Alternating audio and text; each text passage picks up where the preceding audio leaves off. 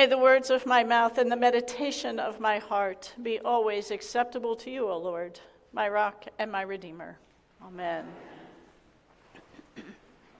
Yesterday morning, I was walking the dog on our 3-mile trek, and all of a sudden I was like, oh, I know what I'm going to use as an opening for this text. The gospel reading suddenly reminded me of a Saturday afternoon I had experienced about 20 years ago. David and I were in a hurry on that particular afternoon. Church started at 5 o'clock, and I was scheduled to be an acolyte. We had a busy evening in front of us. After church, we always went for barbecue with our church friends.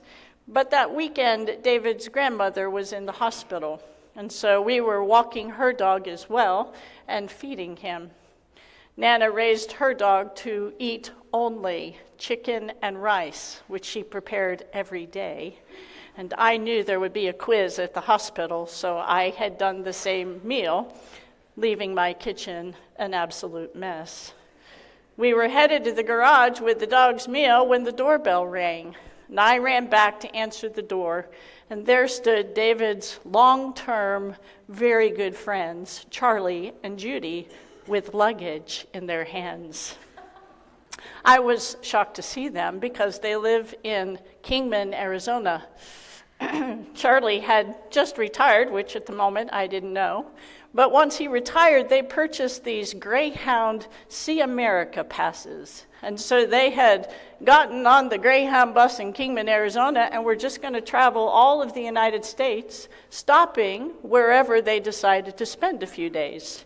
So when the bus rolled into Fort Worth, they got off and took a taxi to our house. We had no idea they were traveling or that they were coming to visit. Luke tells us a story, or perhaps a parable, wink, wink, nod, nod, about Martha and Mary. The story does not appear in any other gospel. And so there's something in this story that uniquely reflects Luke's message to us. Jesus and the disciples are, quote, on their way. We are told nothing about where they're going or even if there's a destination. But along the way, they entered a village where a woman named Martha welcomed them into her home. And that is the first of several revelations in this story. Martha owned a home. Today, that's not particularly unusual for women. But in her culture and time, women had very limited property rights. The story gives no indication that Martha was married or under the provisional care of a kinsman. Again, quite unusual in her culture.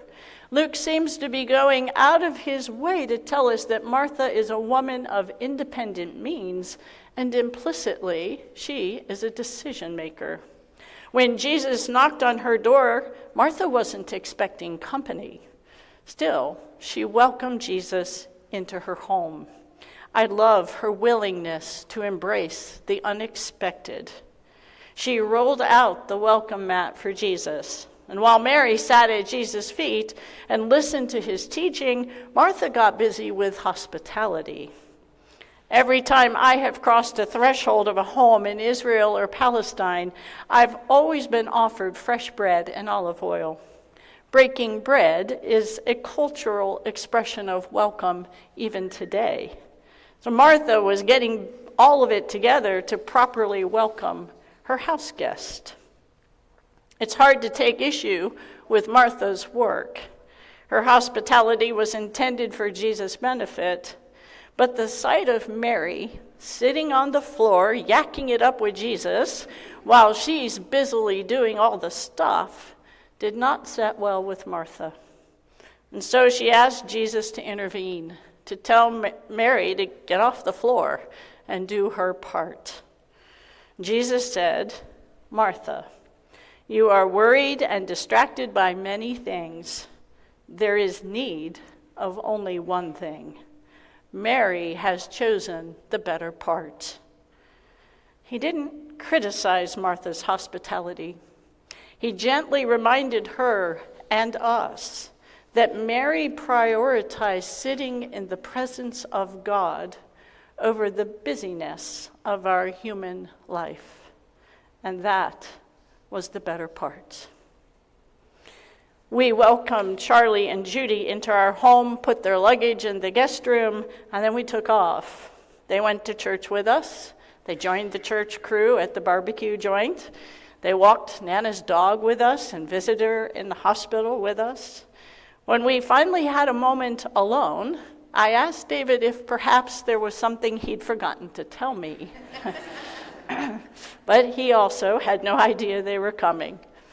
The next morning, we all watched a Formula One race with cinnamon rolls and coffee. We always hosted family Sunday dinners at our home, and so Judy and I went to the grocery store to get groceries and start dinner.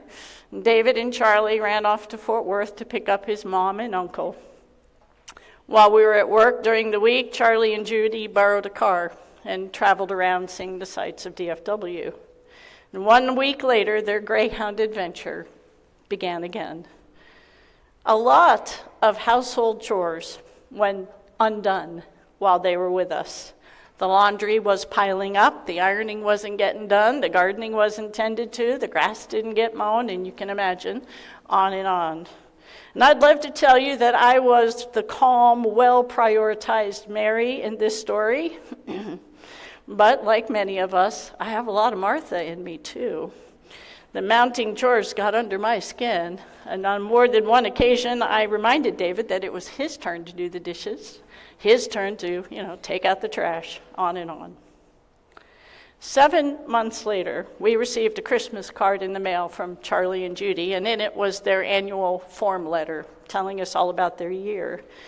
And we knew by now that Charlie had retired in May, but we didn't know that he'd retired because he'd received a diagnosis of Alzheimer's. So their epic trip was an intentional way to visit all the places and people that had been truly meaningful to them in their lives. The story of Martha and Mary reminds us that life often pulls us in many directions. Like Martha, we feel the weight of responsibility, the pressure to serve, and the noise of our daily lives.